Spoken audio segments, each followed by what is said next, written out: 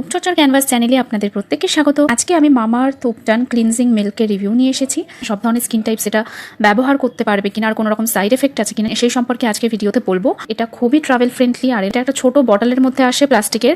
Mamaearth উপটান cleansing milk ত্বকের যে সমস্ত ডার্ট, পলিউশন, ধুলো বালি থাকে সেগুলোকে ভেতর থেকে ক্লিন রাখে আমাদের স্কিনকে।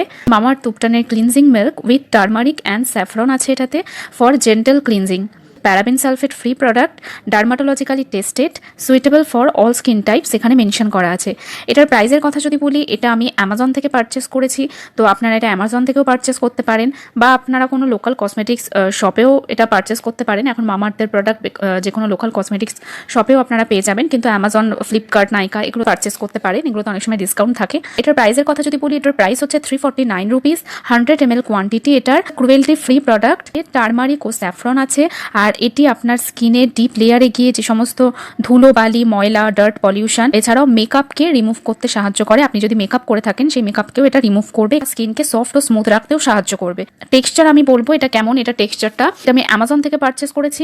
এটার যে প্যাকেজিং আছে টোটালি ড্যামেজ প্রোডাক্ট দিয়েছে, তো আপনারা যখন পারচেস করবেন অবশ্যই চেক করে নেবেন, কারণ এটার যে পাম্প সিস্টেম আছে ওটা হচ্ছে ড্যামেজ, এটা কাজ করে না। টেক্সচারের কথা যদি বলি, এটা একদম ক্রিম বেস টেক্সচার। এটার স্যাফরন আছে, টার্মারিক আছে, তো একটু ইয়েলো টেক্সচার এটার। আর ক্রিম বেস ফর্মুলা, স্কিনে জেন্টলি এটা মাসাজ করতে হবে, হালকাভাবে এটা আপনার ফেস ও নেকে মাসাজ করতে হবে। তারপর আপনি এটা কটন প্যাডের সাথে আপনি রিমুভ করতে পারেন।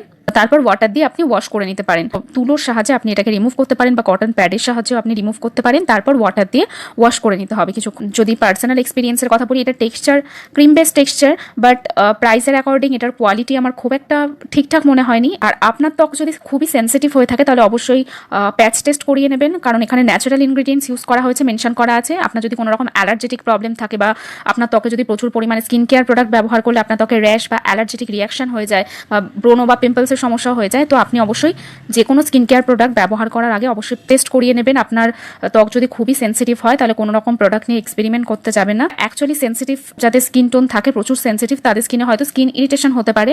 আদারওয়াইজ ঠিকঠাক মোটামুটি ক্লিনজিং মিল্ক আপনার ত্বকে এটা পরিষ্কার রাখবে, কিন্তু খুব একটা সফট বা স্মুথ ফিনিশ দেয় না স্কিনে।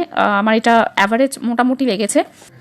এবার যদি আমি এটার ইনগ্রিডিয়েন্টসের কথায় আসি, এখানে ন্যাচারাল ইনগ্রিডিয়েন্টসের মধ্যে টার্মারিক এক্সট্র্যাক্ট আছে, সিয়া বাটার আছে, এছাড়াও আছে কোকোনাট অয়েল, স্যাফরন এক্সট্র্যাক্ট, আর হচ্ছে ভিজ ওয়্যাক্স আছে।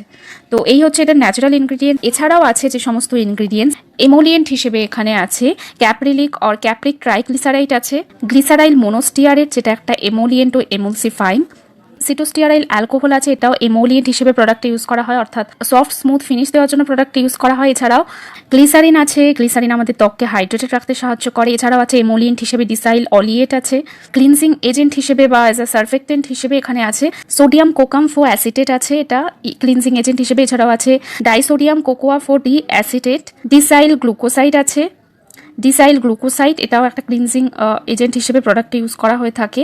স্টিয়ারিক অ্যাসিড আছে, ময়েশ্চারাইজিং এজেন্ট হিসেবে হাইড্রক্সি ইথাইল ইউরিয়া আছে, ক্যাপ্রাইল গ্লুকোসাইড আছে, অ্যালার্জেন ফ্রি ফ্রেগ্রেন্স আছে, আর হচ্ছে স্ক্যান্থেন গাম আছে। এটা একটা থিক কনসিস্টেন্সি প্রোডাক্টে তৈরি করার জন্য ইউজ করা হয়ে থাকে।